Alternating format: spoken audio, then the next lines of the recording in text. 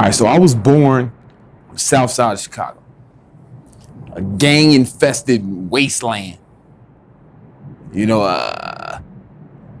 as I was growing up, man, it was like I would come home, like trying to come home from school, I'd have to run from, not like, yeah, run, man, from like gang members and cops. Like y'all probably, a lot of y'all see cops and be like, oh shit, thank God the cops are here. I seen cops the same way y'all see like motherfucking gang members, you know, like, but I'm running from both because I'm like, cops would harass us.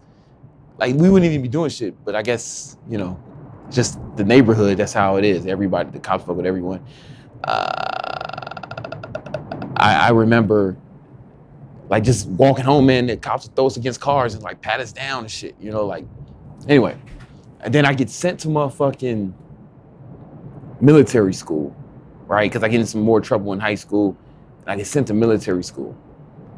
Now I go from the south side, being in all black neighborhood, to being like I was the only black guy in my graduating class in military school. I was in some side of scholarship, affirmative action type shit. You know, you need more black kids there, and I was the one they got. And that came with its own set of challenges, right? Just being the only black guy. I used to get in a lot of fights there, so then I started lifting weights. Not for looks, I started lifting weights because I wanted to get better at violence, right? So, but I was a skinny kid, man. I had a hard time putting on any kind of muscle, like really hard time. And I don't think I started getting bigger really until a few years ago, honestly. But anyway, I got to fight. I got a little bigger. I put on some size initially. But every day, you know, noob gains, and then motherfuckers stopped fucking with me. Then I go to college. I get good enough grades to get accepted to a college. Then I get out. Then I start. Then promptly after college, my dad decides it's a good time to shoot himself in the head. And now I have to fucking take care of everyone in the family and like my mom and I'm working 2 jobs, 14 hours a day, like 6 days a week. You know, I'm leaving a lot out, but this is the meat of the story, right? Like 14 hours, like, and I finally, the whole time I'm trying to work out too and stay fit, you know, and I finally get to the point where I get my own business up, and then I quit one job. I still got another job while I'm still building my business, and then I get to the point where I can work on business full time. And all this time I've been lifting weights, still lifting, like, I don't know, working out 5 days a week, 6 days, working out 6 days a week, not always lifting, but definitely some type of working out 6 days a week for 16 years. I had to go through all this to build a business, you know, working 14 hours a day, 2 jobs, 6 days a week. And then motherfuckers still got the nerve to say I'm lucky. After all this, I hear, yo, you luck, man, you just lucky. You just lucky. Or like, it's like, I read a quote, man, Tim Grover said, you know, once you reduce your competition to saying you're lucky, that's how you know you're doing something right. Right? There's nothing in that story lucky. There's nothing about that shit that's luck. All that shit is fucking bad luck, if you ask me. You know what I'm saying? But it's work, man. Work ethic. It's all work. People say oh man, he's just in good shape because he's got good genetics. If that were true, man, I don't know. I think 16 years of working out, I think I'd be in better shape than I am now. You know, 16 years. For the bulk, I really didn't start making any gains till I started writing down everything I ate, keeping a log of everything I ate, tracking every rep of every set, everything I put in my mouth, pause, how much I sleep every night, really focusing on that. Does somebody with great genetics have to do all that shit to make gains? I didn't make gains until I started doing that. Does someone who's just amazing, who's just lucky, is that what they need to do? Right? Motherfuckers want to, you know why people say you're lucky? Someone's calling you lucky. It's because they're trying to exonerate themselves from the responsibility to accomplish their goals, their own responsibility. They're trying to make themselves feel better about their inadequacies. If you're lucky or if you cheated, right? That's another thing to say. Oh, he must be on steroids. I'm 6'2", 190. If you think you need steroids to be 6'2" and 190, and you just don't know a lot about steroids or bodybuilding, you know, like it's totally within the realm of possibilities. In fact, it's not even that impressive.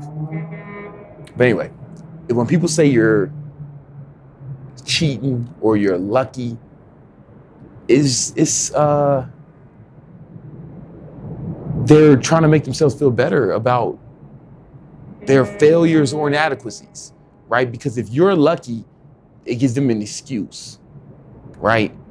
But they're probably just not working hard on you. If I got great genetics or if I'm on steroids, you still not working as hard as me though, right? So if I have all these advantages and I'm cheating, shouldn't you be working at least as hard as me? Right? If somebody has just amazing genetics, but they're working out fucking 6 days a week, they're writing down everything they eat, keeping the log, shouldn't you, if you have inferior genetics, hypothetically, shouldn't you be working as hard as that motherfucker? At least as hard, you should be working twice as hard as that motherfucker, right? If it's easy for him, that means you have to work harder. So fucking work harder. Don't cry about the shit. You know what I'm saying? Now the truth is it's probably not easier for him. He's working hard. And if it is easier for him, he's still out working your goofy ass. If it is easy for me, I'm still out working your goofy ass. What do you guys say about that? I got all these advantages. Yeah, you heard my story. You heard how lucky I was, how I just skated through life. I got all these advantages. How come you not working as hard as me? How come I'm still working harder than your dumb ass? Fuck up, man. Everybody. But it's cool though. It's cool though. Talking shit about me or talking shit about someone else who's successful, it may make you feel better, but it's not gonna make you better. Right? You can't eat your complaints, right? You can't hang, you're not gonna get a trophy for your excuses.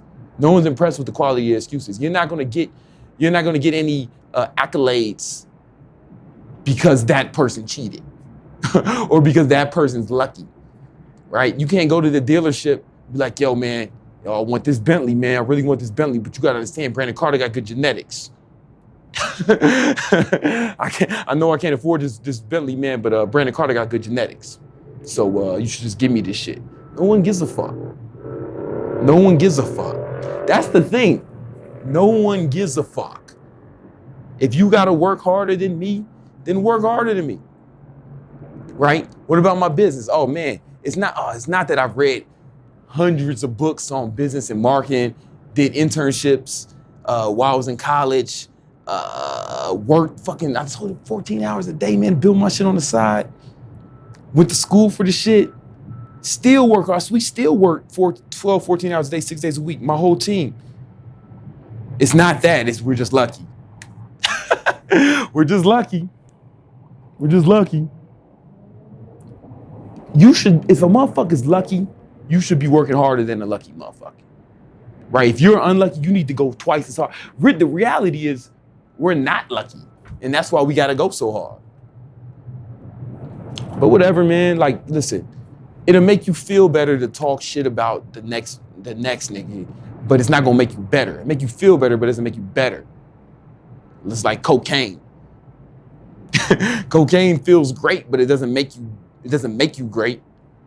In fact, it makes you worse. Because you get that instant gratification of being able to blame someone else for your inadequacies and failure and being a bitch. You get to blame someone else because for your bitch assness. And that may make you feel better in the moment, but it doesn't make you better in the moment. And it won't make you better in the future. So you really got two choices. You're either gonna go for yours, regardless of what advantages or how lucky another motherfucker is. Or you can sit back and complain, sit on the sidelines, you know?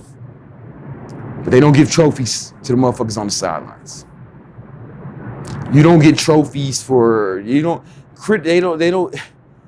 They don't give critics awards. They don't build statues for critics. They don't build statues for critics. You know? Stephen King, who think about anybody who's the best. Who's the best? Best author of our generation. Or one of the number one. Think who's at the top? Stephen King. Stephen King writes 4 hours a day, and he's been doing that for 14 years. If he's just lucky, why does he have to work that hard?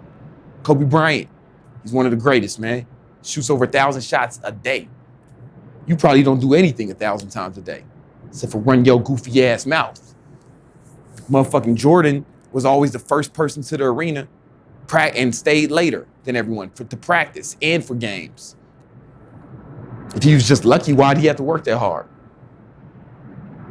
I don't know. If he's lucky and you're not, shouldn't you be working at least as hard as him? Seems to me you should. But you know, and listen, they don't build statues for shit talkers. They build statues for the great ones, man. Greatness comes from work. Oh. What's up? What time is it? 9:40. All right.